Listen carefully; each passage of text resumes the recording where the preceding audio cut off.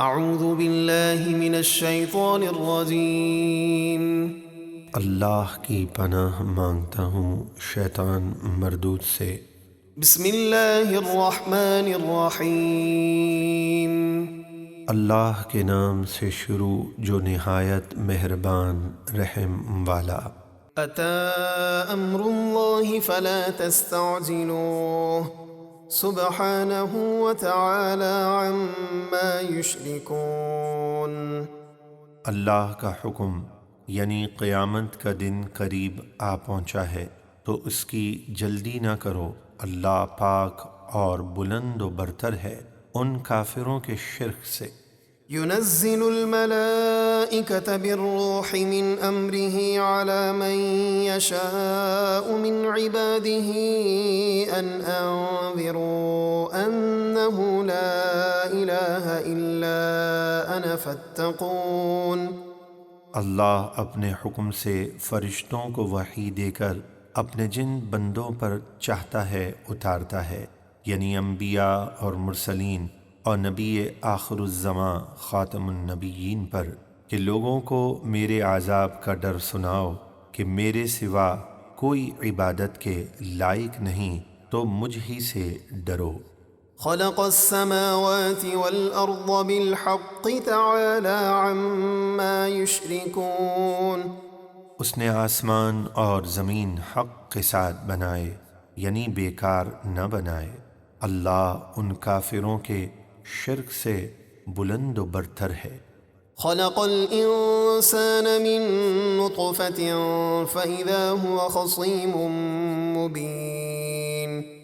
اس نے انسان کو نطفے سے پیدا کیا، لیکن انسان اپنی حقیقت بھول کر یکدم کھلا جھگڑالو بن گیا اور قیامت کا انکار کر دیا۔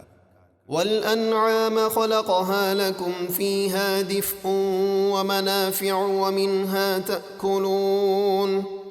اور اسی نے چوپائے پیدا کیے، ان میں تمہارے لیے گرم لباس اور بہت سے فائدے ہیں، اور ان میں سے بعض کا تم گوشت بھی کھاتے ہو۔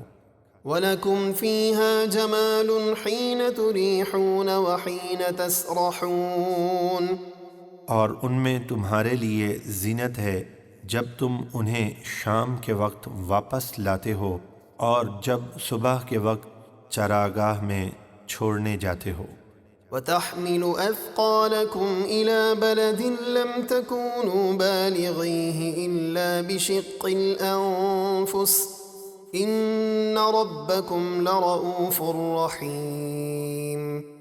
اور وہ چوپائے تمہارے بھاری بوجھ اٹھا کر ایسے شہروں تک لے جاتے ہیں جہاں تک تم اپنی جانوں کو سخت مشقت میں ڈالے بغیر نہیں پہنچ سکتے تھے، بے شک تمہارا رب نہایت مہربان رحم فرمانے والا ہے۔